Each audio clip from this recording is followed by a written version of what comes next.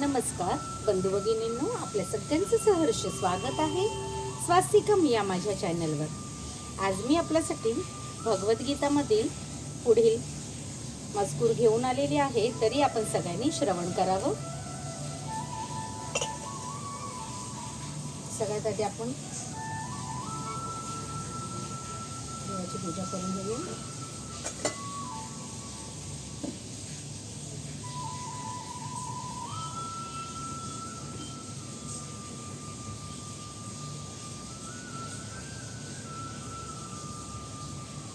राधे कृष्ण राधे कृष्ण राधे कृष्ण। नमो नमः भगवते वासुदेवाय। नमो भगवते वासुदेवाय।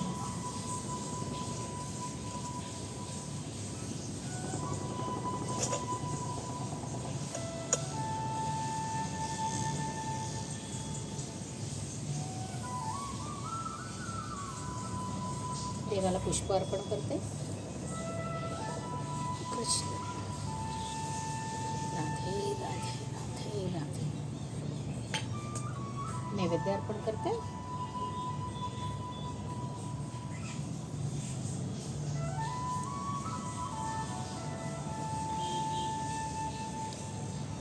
नैवेद्यं समर्पयामि। नैवेद्यं समर्पयामि। नैवेद्यं समर्पयामि।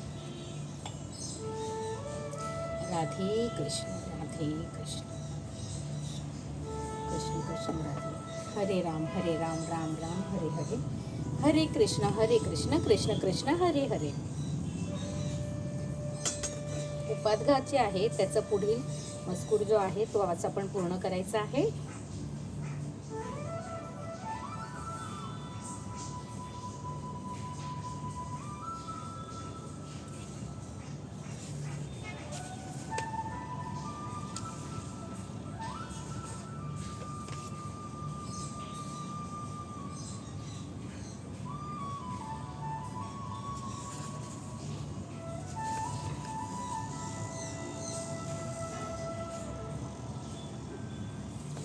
श्री गणेशाय नमः। श्री सरस्वतीभ्यो नमः। हरे कृष्ण कृष्ण कृष्ण हरे हरे। हरे राम राम राम हरे हरे। यात काहीच संशय नाही, मृत्यूसमयी जो श्रीकृष्णाचं स्मरण करतो तो श्रीकृष्णांना प्राप्त होतो। मनुष्याने भगवान श्रीकृष्णाच्या दिव्य स्वरूपाचे स्मरण करणे आवश्यक आहे। ज्याने दिव्य स्वरूपाचे चिंतन करीत देहत्याग केला आहे त्याला नक्कीच आध्यात्मिक धामाची प्राप्ती होते। मदभावम शब्द परमपुरुषाच्या परमप्रकृतीचा ला उद्देशून योजण्यात आला आहे। परमपुरुष हा सच्चिदानंद विग्रह आहे, म्हणजेच त्यांचे स्वरूप शाश्वत ज्ञानमय आणि आनंदमय आहे। आपले वर्तमान शरीर सच्चिदानंद स्वरूपी आहे नाही। हे शरीर सत नसून असत आहे, शाश्वत नसून नश्वर आहे आणि चित्त किंवा ज्ञानमय नसून पूर्णपणे अज्ञानमय आहे। आपल्याला आध्यात्मिक जगताचे ज्ञान तर नाहीच आणि या भौतिक जगताबद्दल पूर्ण ज्ञान नाही, कारण या ठिकाणी आपल्याला अज्ञात अशा अद्याप कितीतरी गोष्टी आहेत। शरीर सुद्धा निरानंद म्हणजेच पूर्ण आनंदमयी असण्याऐवजी पूर्णपणे कष्टमय आहे। या शरीरामुळेच आपल्याला भौतिक जगामधील सर्व गोष्टी अनुभवायला लागतात। पण जो भगवान श्रीकृष्णाचे स्मरण करीत शरीराचा त्याग करतो त्याला तात्काळ सच्चिदानंद शरीराची प्राप्ती होते। या देहाचा त्याग आणि दुसऱ्या देहाची प्राप्ती करण्याचा या भौतिक जगातील मार्ग सुद्धा व्यवस्थितपणे ठरविण्यात आला आहे। पुढील जन्मी मनुष्याला कोणत्या प्रकारचा देह प्राप्त होईल हे ठरल्यानंतरच मनुष्याचा मृत्यू होतो आणि याचा निर्णय स्वतः जीव घेत नसून उच्चतर अधिकारी घेतात। या जन्मातील कर्मानुसार आपली प्रगती अथवा अधोगती होते। हा जन्म म्हणजेच पुढील जन्माची पूर्वतयारीच आहे। म्हणून या जन्मी जर आपण भगवत धामाची प्राप्ती करण्याची तयारी केली तर वर्तमान देहाच्या त्यागानंतर आपल्याला नक्कीच भगवंताचे दिव्य शरीराप्रमाणेच दिव्य शरीराची प्राप्ती होईल. पूर्वी सांगितल्याप्रमाणे निरनिराळ्या प्रकारच्या अध्यात्मवादी असतात. उदाहरणार्थ ब्रह्मवादी, परमात्मावादी व भक्त. आणि आधी सांगितल्याप्रमाणे ब्रह्मज्योतीमध्ये आध्यात्मिक जगतामध्ये अनंत असे ग्रहलोक असतात. या ग्रहलोकांची संख्या ही भौतिक जगातील ग्रहांपेक्षा खूप खूप पटीने मोठी आहे. हे भौतिक जग एकूण सृष्टीच्या 1/4 इतकेच आहे. एकांशी स्थितो जगत. या आंशिक भौतिक जगतामध्ये पण अब्जावधी असे सूर्य, तारे आणि चंद्र असलेली लाखो कोट्यवधी ब्रह्मांडे आहेत. पण तरी सुद्धा एकूण निर्मितीच्या तुलनेत हे संपूर्ण भौतिक जगत म्हणजे एक लहानसा भाग आहे. अधिकांश निर्मिती ही आध्यात्मिक किंवा दिव्यधामाने व्याप्त आली आहे.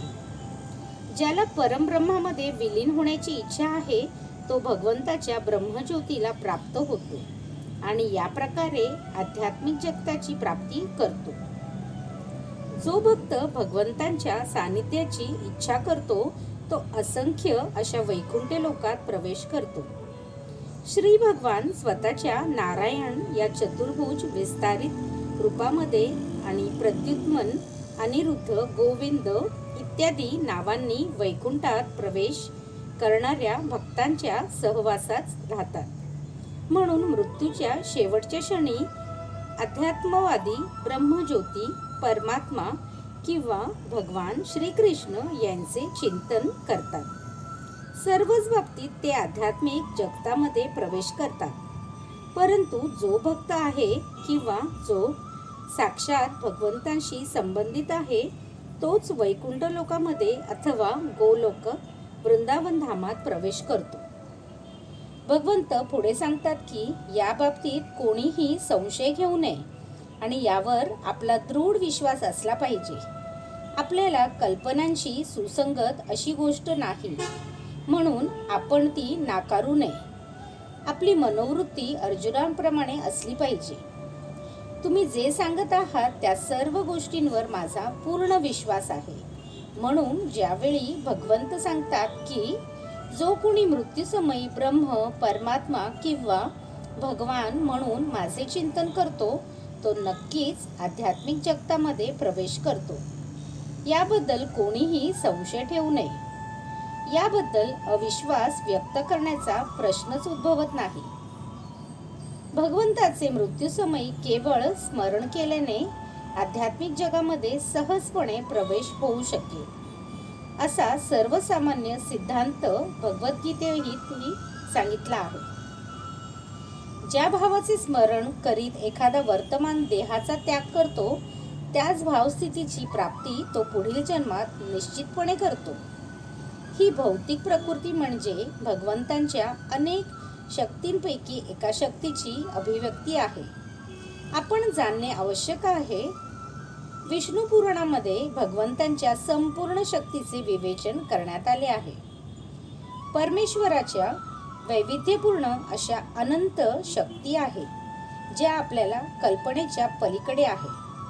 तरी सुद्धा श्रेष्ठ अशा ज्ञानी ऋषीमुनींनी आणि मुक्त जीवांनी या सर्व शक्तींचा अभ्यास करून त्याचे 3 विभाग केले आहेत. या सर्व शक्ती विष्णू शक्ती म्हणजे भगवान श्री विष्णूच्या वैविध्यपूर्ण अशा अनंत शक्ती आहेत. प्रथम शक्ती म्हणजे परा किंवा दिव्य आहे. पूर्वी सांगितल्याप्रमाणे जीव हे पराशक्तीमध्ये येतात. इतर शक्ती किंवा भौतिक शक्ती या तमोगुणामध्ये येतात. मृत्यूसमयी आपण या भौतिक जगातील कनिष्ठ शक्तीमध्ये राहू शकतो अथवा आध्यात्मिक जगातील दिव्य शक्तीची प्राप्ती करू शकतो. म्हणून भगवद्गीता सांगते की यम यम वापी स्मरणं भावं त्यजेते क्लेशवर कलेवर्णं तम तमेव वैति कौंतेय सदा तद्भाव भावितः. ज्या भावाचे स्मरण करत एखादा वर्तमान देहाचा त्याग करतो त्याच भावस्थितीमध्ये प्राप्ती तो पुढील जन्मात निश्चितपणे करतो.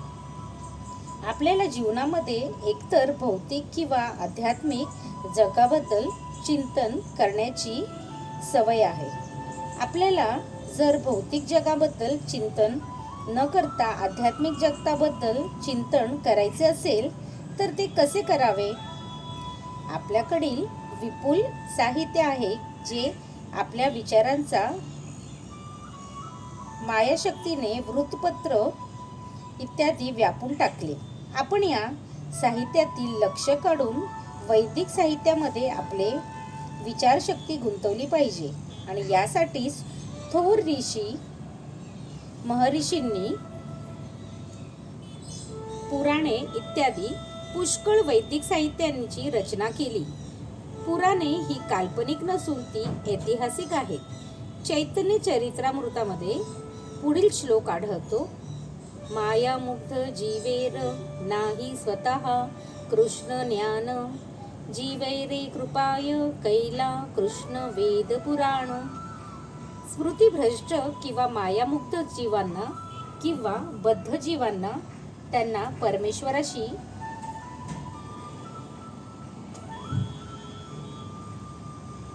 परमेश्वराशी असणाऱ्या संबंधांचे विस्मरण झाले आहे आणि जीव हे भौतिक कार्य करण्यातच मग्न झाला आहे. जीवांची विचारशक्ती अथवा भावना आध्यात्मिक दिव्य जगताकडे वळविण्यासाठी कृष्ण द्वैपायन व्यासांनी विपुल वैदिक साहित्य दिले आहे. सर्वप्रथम त्यांनी वेदाचे 4 विभाग केले. नंतर त्याचे विश्लेषण पुराणामध्ये केले आणि अल्पबुद्धी लोकांसाठी त्यांनी महाभारत लिहिले. महाभारतामध्येच भगवद्गीता सांगण्यात आली. यानंतर संपूर्ण वैदिक साहित्य सारांश रूपात वेदांत सूत्रामध्ये सांगितले आणि भावी मार्गदर्शनासाठी वेदांत सूत्रावर सहज आणि सुंदर अशी श्रीमद भागवत नामक व्याख्या लिहिली. या वैदिक शास्त्रांचे चिंतन, मनन आणि अध्ययन करण्यामध्येच आपण आपले मन गुंतविले पाहिजे. ज्याप्रमाणे भौतिकवादी लोक मनोरंजनासाठी किंवा विरंगुळ्यासाठी वर्तमानपत्रे, कादंबरी इत्यादी अनेक प्रकारच्या जडवादी साहित्याचे वाचन करतात, त्याचप्रमाणे आपण आपले मन व्यासदेवांनी दिलेले ग्रंथ साहित्य वाचण्याकडे वळविले पाहिजे. आणि असे केल्यानेच आपण मृत्यूच्या अंतिम क्षणी भगवंतांचे स्मरण करू शकू. भगवंतांनी सुचवलेली हा एकच मार्ग आहे आणि त्याच्या यशाच्या खात्रीबद्दल भगवंत सांगतात की याबद्दल मुळीच संदेह नाही. तस्मात् सर्वेषु कालेषु मामनुस्मर युद्धच मयर्पित मनोबुद्धिर्मां मय वैश्य स्वयंश संशयः.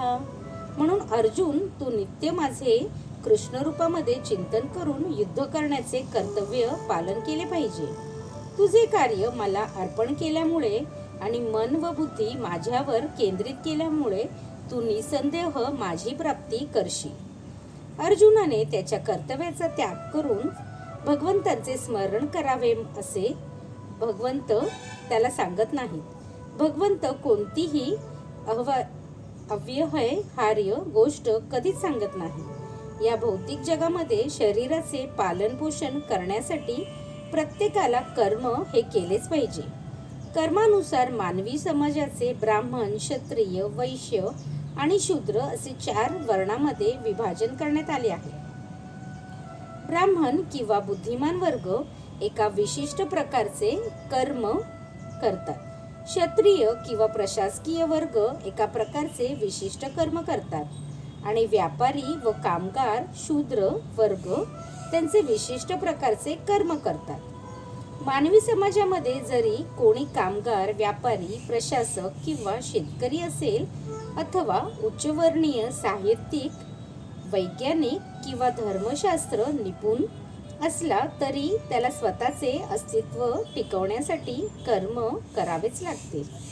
यासाठी भगवंत अर्जुनाला सांगतात की त्याने त्याच्या कर्तव्याचा त्याग करण्याची गरज नाही. तर त्याचे पालन करताच भगवान श्रीकृष्णाचे चिंतन करणे आवश्यक आहे. जर एखाद्याने स्वतःचे अस्तित्व टिकवण्यासाठी धडपड करतेवेळी श्रीकृष्णाचे स्मरण करण्याचा सराव केला नाही तर त्याला मृत्यूसमयी भगवान श्रीकृष्णाचे स्मरण करणे शक्य होणार नाही. श्री चैतन्य महाप्रभूंनी हेच सुचवितात. ते सांगतात की कीर्तनीय सदा हरी. प्रत्येकाने भगवंताच्या नामस्मरणाची सवय लावली पाहिजे.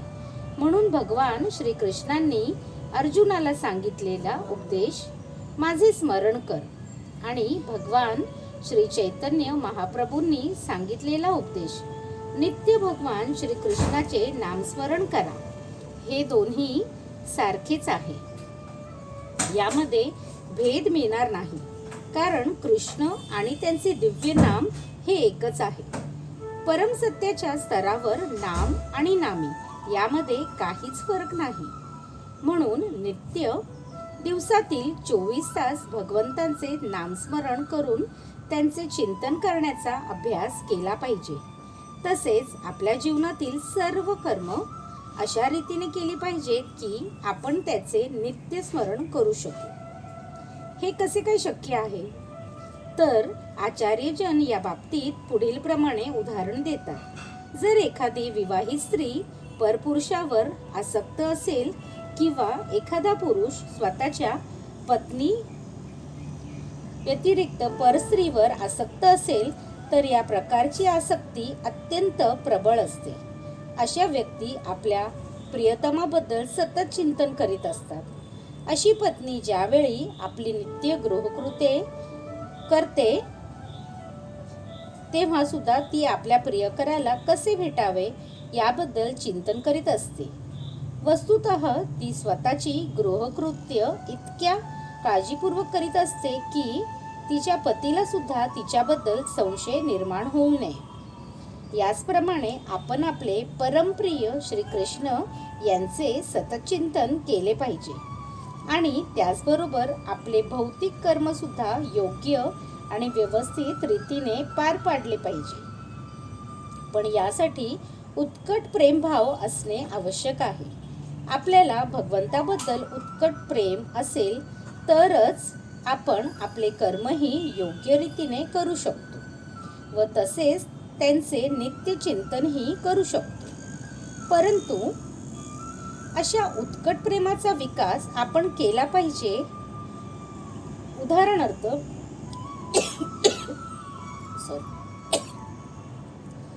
अर्जुन सतत श्रीकृष्णाचे चिंतन करीत होता. श्रीकृष्णाचा नित्य सहचर होता. त्याचप्रमाणे तो योद्धाही होता. श्रीकृष्णाने त्याला युद्ध त्याग करून ध्यान धारणेसाठी अरण्यात जाण्याचा सल्ला दिला नाही. जेव्हा भगवान श्रीकृष्णांनी योग पद्धतीने अर्जुनाला वर्णन केले तेव्हा अर्जुन म्हणतो की या योग पद्धतीचे पालन करणे हे आपल्या आवाक्यापलीकडे आहे. अर्जुन उवाच योऽयं योगवस्तव्या प्रोक्तः सामेन मधुसूदन एतस्यायाहं न पश्यामि चंकल्त्वात् स्थिती श्रीराम. अर्जुन म्हणतो, हे मधुसूदना, ज्या योग पद्धतीने जे वर्णन तुम्ही केले आहे ते अव्यवहार्य आहे. असह्य वाटले कारण मन हे चंचल आणि अस्थिर आहे.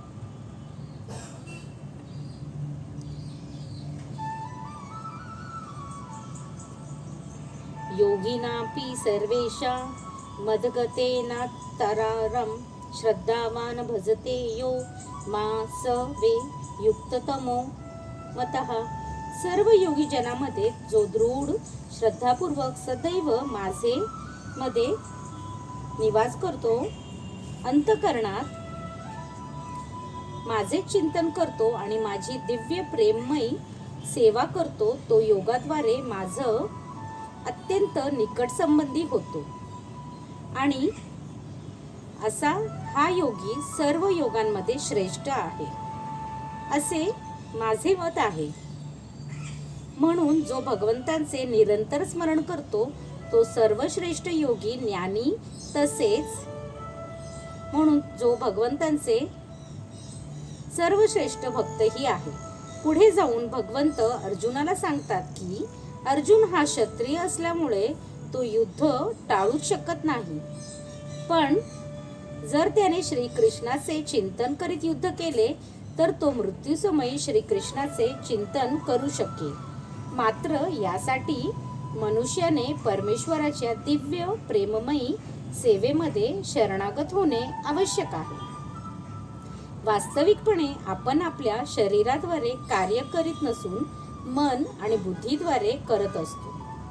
म्हणून बुद्धी आणि मन जर निरंतर भगवंताच्या चिंतनामध्ये संलग्न केले तर स्वाभाविकपणे सर्व इंद्रिया सुद्धा भगवंताच्या सेवेमध्ये संलग्न होतात. वरकरणी पाहिल्यास इंद्रियांचे कार्य सारखीच दिसतात, पण त्यामागील भावना निराळी असते. मन आणि बुद्धी भगवंताच्या चिंतनात कसे संलग्न करावे याबद्दल भगवद्गीता शिकवते. अशा प्रकारे संलग्न झाल्याने मनुष्य भगवद्धामात प्रवेश करू शकतो. जर मनाला श्रीकृष्णाच्या सेवेमध्ये मग्न केले तर सर्व इंद्रिय आपोआपच त्यांच्यामध्ये सेवेमध्ये मग्न होतात. श्रीकृष्णाच्या चिंतनात पूर्णपणे संलग्न होणे ही एक दिव्य कला आहे आणि हेच भगवद्गीतेचे रहस्यही आहे. आधुनिक मानवाचे चंद्रावर जाण्यासाठी खडतर परिश्रम केले आहे, पण त्याने स्वतःचा आध्यात्मिक उद्धार करण्यासाठी काहीच खडतर प्रयत्न केले नाहीत. जर एखाद्या पुढे 50 वर्षा इतके आयुष्य असेल तर त्याने असं अल्प समय पुरुषोत्तम श्री भगवान यांचे चिंतन इत्यादी करण्यासाठी आवश्यक अभ्यास आणि त्याचा विकास करण्यामध्ये स्वतः संलग्न झाले पाहिजे. हाच भक्ती मार्ग आहे. श्रीकृष्ण पर्णमस्तु. शुभम भवतु, शुभम भवतु, शुभम भवतु. राधे कृष्ण. हरे कृष्ण कृष्ण कृष्ण हरे हरे, हरे राम राम राम हरे हरे. हरे कृष्ण कृष्ण कृष्ण हरे हरे, हरे राम राम राम हरे हरे. हरे कृष्ण कृष्ण कृष्ण हरे हरे राम राम राम हरे हरे. धन्यवाद.